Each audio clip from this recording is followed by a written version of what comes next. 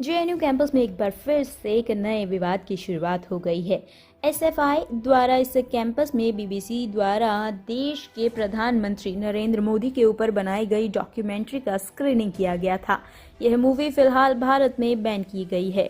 वहीं जेएनयू प्रशासन ने भी आयोजन से एक दिन पहले ही लिखित पत्र के द्वारा यह सूचना दी थी कि फिल्म की स्क्रीनिंग को कैंपस में बिल्कुल नहीं किया जाएगा। अगर जो कोई स्क्रीनिंग करता है तो उसके खिलाफ कड़ा एक्शन लिया जाएगा। लेकिन प्रशासन के मना करने के बावजूद लेफ्ट समर्थक छात्रों ने इस फिल्म की स्क्रीनिंग की तैयारी 24 जनवरी रात 9 बजे छात्र यूनियन ऑफिस के बाहर शुरू कर दी थी।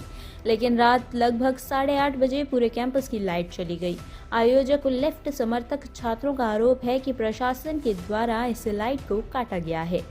वहीं लाइट काटे जाने के बाद जेएनयू एसयू की प्रेसिडेंट आईसी घोष ने आयोजक स्थान पर मौजूद सभी छात्रों को संबोधित किया, जिसमें पहले तो मौजूदा सरकार के खिलाफ जमकर खरी खोटी सुनाई गई। उसके बाद मौजूदा सभी छात्रों को यह आह्वान किया गया कि प्रशासन ने लाइट भले ही काट दी हो और वह प्रोजेक्टर स्क्रीन पर इस डॉक्यूमेंट्री की स्क्रीनिंग फिलहाल नहीं कर सकते हैं। ऐसे में विरोध जताते हुए इस फिल्म के क्यूआर कोड को सभी छात्रों में बांटकर यह निश्चित किया गया है कि मौजूदा सभी छात्र इस मूवी को अपने मोबाइल और लैपटॉप पर देखकर सांकेतिक प्रोटेस्ट करेंगे।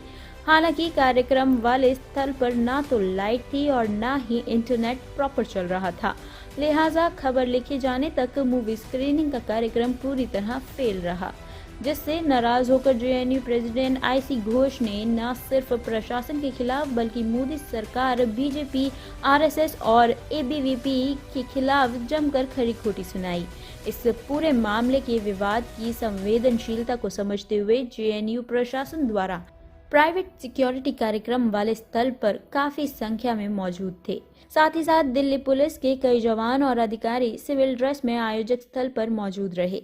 वहीं फिलहाल इस पूरे विरोध को लेकर खबर लिखी जाने तक जेएनयू प्रशासन या दिल्ली पुलिस के तरफ से किसी तरह की कोई कार्यवाही नहीं की गई है। हालांकि छात्रों ने सांकेतिक स्क्रीनिंग कर कहीं न कहीं एक नए विवाद को पैदा कर दिया है। अब देखना यह होगा कि क्या इस प्रदेश के खिलाफ भी जेएनयू प्रशासन या दिल्ली पुलिस कोई कदम उठाती है। हम लोग ने कंप्लेन जो 20-25 लोग थे, जिनके एविडेंस हमारे पास, जिन्होंने पत्थरबाजी की, लोगों को मारा, उनके जो खिलाफ जो एफआईआर था हमने दर्ज करवा दिया है। पुलिस ने बोला है पुलिस ने ये बोला है कि वो लोग तहकीकात घटा कर से करेंगे। हमें बोला है कि सीरियसली इस मैटर को उठाया जाए। जो इंडिविजुअल्स इंजर्ड है उनका एमएलसी करना, इमीडिएटली मेडिकल सपोर्ट देना बहुत ज़्यादा ज़रूरी है, तो हमें वो अभी काम करना है। सुबह वो इंडिविजुअल्स जो है वो यहीं आके अपना कंप्लेंट को दर्ज करवाएंगे। साथ साथ वो इंडिविजुअल्स एवं जेएनयू कल सुबह जेएनयू वाइस चांसलर एवं प्रॉक्टर ऑफिस में जो कंप्लेंट है उसको भी हम लोग देने वाले हैं। पुलिस ने अपने तरीके से बताया है कि वो लोग तहकीकात करेंगे। बात ये है, हम जेएनयू जो स्टूडेंट्स हैं यहाँ पे हम लोग इकट्ठे भी हैं, हम लोग जो भी फ्यूचर कोर्स ऑफ एक्शन है प्रेशर डालने का एवं एक जस्टिस का मांग करने का वो हम लोग उठाते रहेंगे। कि किस तरीके से आज जेएनयू स्टूडेंट्स यूनियन के द्वारा एक डॉक्यूमेंट्री स्क्रीनिंग का प्लान किया गया है और वो डॉक्यूमेंट्री स्क्रीनिंग इस बात पे था, बीबीसी का जो डॉक्यूमेंट्री स्क्रीनिंग थी, जो काफ़ी ट्वीट्स जिसके बारे में सरकार ने बोला है ट्वीट्स यूट्यूब से इसको हटाने की। पॉइंट ये था कि डेमोक्रेसी के अंदर डिसेंट बरकरार रखे। ये खुद हमारे ऑनरेबल प्राइम मिनिस्टर के ट्वीट्स 2018 के 2019 के उन्होंने खुद बोला है कि अगर क्रिटिसिज्म नहीं होगा तो हम जो हमारी देश है, जो डेमोक्रेसी है, उसको स्ट्रेंथन नहीं कर पाएंगे। उसी लेगेसी को बरकरार रखने के लिए जेएनयू छात्र संघ ने आज सोचा कि ऐसा एक डॉक्यूमेंट्री जिसको बार बार फोर्स करके बंद करवाया जा रहा है, हम लोग उसका स्क्रीनिंग करेंगे। अब जब हम लोगों ने स्क्रीनिंग करने का सोचा, पिछले 24 घंटे में जेएनयू प्रशासन ने एडवाइजरी निकाला ये बोल के कि अनऑथोराइज्ड है। जेएनयू के आसपास जो पुलिस स्टेशन है वहाँ पे जो एसएचओ है वसंत कुंज में, उन्होंने डायरेक्शंस भेजा कि हम लोग ये स्क्रीन नहीं कर सकते, हमारे सामान सीज कर लिए जाएंगे। बहुत सारी धमकियाँ दी गई है। इवन एबीवीपी जो छात्र संगठन है, यहाँ पे राइट विंग मॉनिटरिंग ग्रुप है वो प्रशासन के मदद से यहाँ पे लोगों को मैसेज किए कि आज अगर आप JNU-SU के ये डॉक्यूमेंट्री स्क्रीनिंग में जाएंगे तो आपके साथ मारपीट होगा। अब ये ताज्जुब की बात है, एक देश के अंदर जहाँ पे हम लोग जानते हैं कि ये डेमोक्रेसी है, वहाँ पे इस तरीके का सेंसरशिप का विरोध JNU छात्र संघ आज पहली बार नहीं कर रहे। सेंसरशिप की विरोध इमरजेंसी के दौरान भी JNU-SU के द्वारा या JNU स्टूडेंट कमेटी के द्वारा किया गया है। लेकिन जैसे हमने बोला कि हम लोग ये बात बताना चाह रहे थे प्रशासन को कि वो हमसे हमारी स्क्रीन छीन सकते, वो हमसे हमारी पब्लिक जो स्पेस है उसको नहीं छीन सकते, हमारी जो आंखें उसको नहीं छीन सकते, हमारी जो व्यू है उसको नहीं छीन सकते, डिसेंट को नहीं छीन सकते। तो यहाँ पे JNU-SU जब यहाँ पे पहुँचा 9 बजे का कॉल था, प्रशासन ने क्या क्या उन्होंने समझा कि large number of students have turned out today, क्योंकि उन्हें पता था कि हमें ये डिसेंट को बरकरार रखना है। JNU छात्र यहाँ पे पहुँचे तो यहाँ का लाइट पूरे यूनिवर्सिटी के अंदर काट दिया गया।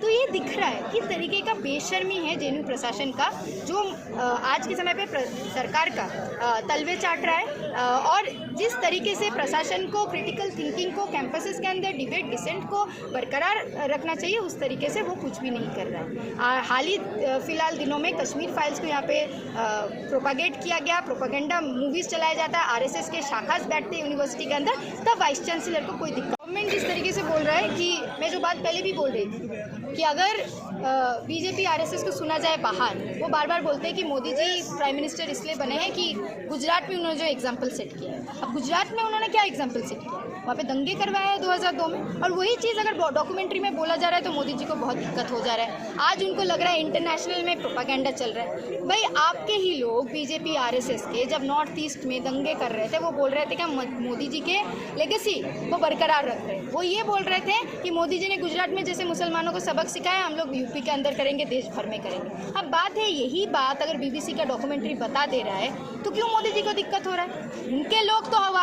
करते हैं। हमारी प्रश्न ये है कि जब आपके सच्चाई, आपके ही प्रचारक, आपके ही लोग ढिंडोरा पीट के बोलते हैं, तो वही बात एक मूवी में या डॉक्यूमेंट्री में आ गया तो आपको क्यों दिक्कत हो रही है इतनी? क्योंकि लोग देख ले रहे हैं, क्योंकि आप उसको प्रोपागेंडा बोल रहे हैं। भाई अगर प्रोपागेंडा कुछ है यहाँ पे तो वो कश्मीर फाइल्स है।